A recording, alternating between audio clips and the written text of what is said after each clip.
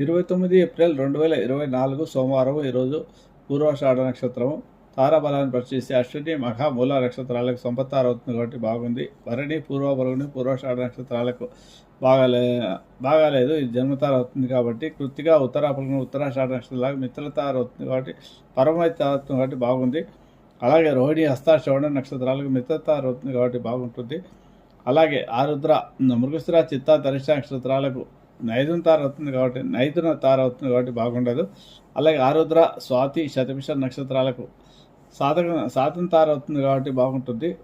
పునరుసు విశాఖ పూర్వభాద్ర నక్షత్రాలకు ప్రత్యక్ష తార అవుతుంది కాబట్టి బాగాలేదు. పుష్యమి అనురాధ ఉత్తరాభద్ర నక్షత్రాలకు క్షేమతార అవుతుంది కాబట్టి సర్జరీ చేసుకోవడానికి వానకొనుగోళ్ళకు బాగుంటుంది.